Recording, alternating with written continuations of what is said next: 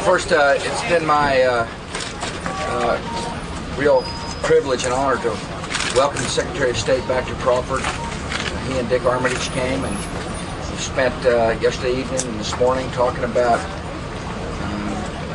our country's desire to promote peace and freedom, our obligations as a prosperous and strong nation to help the less fortunate. And we had a good strategy session. And now we're about to go out and brand some cows. Sir, what are your Let me thoughts? answer a couple of questions with a little more order here. I'm sorry, President. Thanks, Mr. President. You sent an advanced force, or you're authorizing an advanced force in Liberia. Does this signal the start of a larger force in Liberia? This is all part of determining what is necessary to help ECOWAS, now called ECOMIL, to go in and provide the conditions necessary for humanitarian relief to arrive, whether it be by sea or by air. And part of what we said we You still want Taylor out? Is that still a condition, a hard condition? Yeah, we would like Taylor out. The Secretary may want to comment on this. He's working hard with the UN and others to insist that Mr. Taylor leave. Yeah, we still expect President Taylor to leave. I'm pleased that what ECOWAS has been able to do. The Nigerians showed up in good order. More forces are arriving, and they're starting to establish a sense of security and I think put hope back in the hearts of the Liberian people, and we want to support them in the system, as the President said. What do you want from the Labor Americans? seems to be dominating here. So, It's okay, it's good. do you want Very aggressive. Your editors appreciate it. Do you want the Israelis to stop construction of the fence or just reroute it? Well, Look, we're talking to Israel about all aspects of the fence. I made it clear I thought the fence was a problem. And so we're talking with them, and we'll continue to work on this issue as well as other issues. I do believe we're making progress. The key for a peace to happen is for both parties to assume their necessary obligations and responsibilities, to create the conditions so that people have confidence, that people know their lives will be safe, and that prosperity can break out. And we're making progress. That stretch, Mr. President, got to speak above the train. Sitting here with the train. Do you think you've done enough at this point to stimulate the economy? Is it a matter of just kind of letting things put into place, take effect, take hold? Or is there Look, more that there's no question that the tax relief.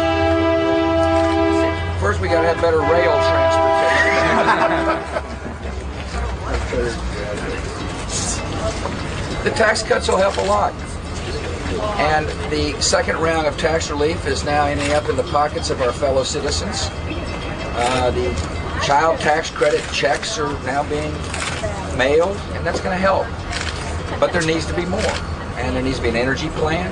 There needs to be good litigation reform. I believe we can get a good class action lawsuit out of the Senate if we continue to work the issue. I also know that we need to make sure we continue this notion of reminding the investors and consumers alike that we're going to have fiscal discipline in Washington, D.C. Yes, there's more we can do and will do. John? So you've seen the report that Secretary Powell and Secretary Armitage are going to leave at the end of this administration. Do you expect them to stay on if there's a second Bush administration? Would you like them to? Well, first things first, we hope there is a second Bush administration, and I will work hard to convince the American people that their confidence in me is justified. And we'll deal with it at the right time. Listen, this guy's done a fabulous job. And Washington, particularly in August, is a dangerous period, a dangerous time, because there's a lot of speculation. And all I can tell you is the man flies to Crawford, and we spend a good 24 hours talking about how we're going to work together to make the world a better place. wait, Mr. President, you said we'll Yes, deal with Elizabeth. we'll deal with it at the right time. That is Deal with yes. what at the right time? With whether Secretary Powell will serve in a second term. Is that yes or no? I mean, are you going to offer Ms. Bond the second term? I don't have a term. I serve No, the but the President. President. Elizabeth, look, first things first. And that is, we've got a year and a while during my first term to make the world a more peaceful place, and we'll deal with it.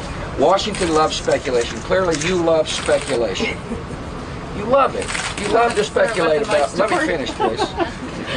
You love to speculate about whether so-and-so is going to be a part of the administration or not. And I understand the game, but I have got my job, and I'm going to do it, and I'm going to do it with the Secretary of State. And the fact that he is here in Crawford, Texas, talking about issues of importance, should say loud and clear to the American people that he's completely engaged in doing what he needs to do, and that is serve as a great Secretary of State. Do you want to serve more than 4 years, Mr. Secretary? I serve at the pleasure of the President, and this is all August speculation with no basis in fact. There's no basis for the story to begin with, and we're doing our jobs together. Thank you, All right, everybody. we're going to go to Burger. How do you feel about Iraq, Mr. President? Thank you.